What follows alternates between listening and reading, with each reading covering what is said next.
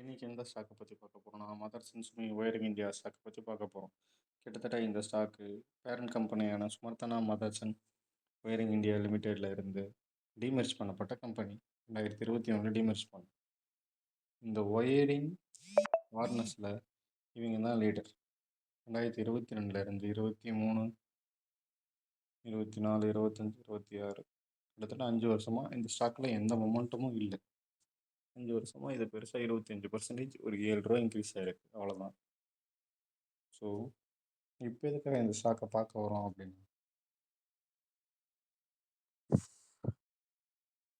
இந்த ஸ்டாக்கை ஏன் இப்போதைக்கு இந்த ஸ்டாக்கை ஏன் சஜஸ்ட் பண்ணுறோன்னா, இது இதோட மொமெண்டம் பிக்கப் ஆகிறதுக்கான வாய்ப்புகள் ரொம்ப அதிகமாக இருக்குது. ஏன் அப்படின்னு சொல்கிறோன்னா, இந்தியாவோட டாப் 10 பேசஞ்சர் வெஹிக்கிள் செல்லிங்கோட 9 பேர்த்த 10ல் 9 பேர்த்தோட மார்க்கெட் கேப்பை இவங்க வச்சுருக்காங்க. 30 ஃபெசிலிட்டி வச்சுருக்காங்க, 60,000 எம்ப்ளாயீஸ் இருக்குது. முக்கியமாக இங்கே பாருங்கள், ஆஸ்பெட் Financial 2026 end, the Nagam facility commenced EV and EV plus ICE operation currently ramping up னு போட்டிருக்காங்க.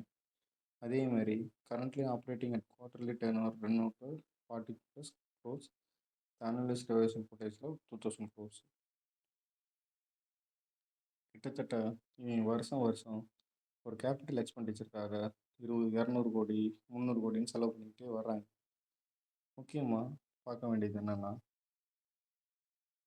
Market cap 25,000, current price 38, stock PE 40, டிவிடெண்டில் 1.5%, ஆர்ஓசி ஆர்ஓஇ பாருங்கள் 38, 32ன்னு இருக்குது. கடைசி 5 வருஷத்தோட ஆர்ஓசி ஆர்ஓஇ பாருங்கள் 40, 52ன்னு இருக்குது.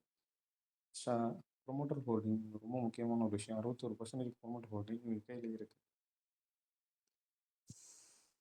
கிட்டத்தட்ட பார்த்தா ப்ரைஸ் நான் அப்படியே சொல்லிட்டேன், பெருசாக ஒரு 5 வருஷத்துக்கு பெருசாக மூமெண்ட் இல்லை. பிஇ 40ல் இருக்குது.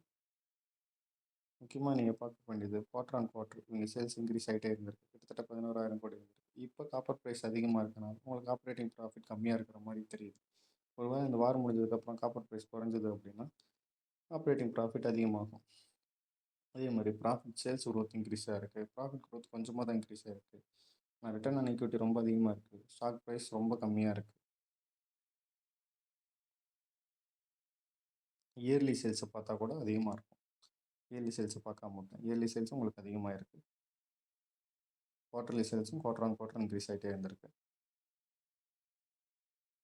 ப்ரொமோட்டர் ஹோல்டிங் 61, எஃப்ஏ 9, டிஏ 17, பப்ளிக்கிட்ட 11% இருக்குது. ஸோ இதை கன்சிடர் பண்ணுங்கள்.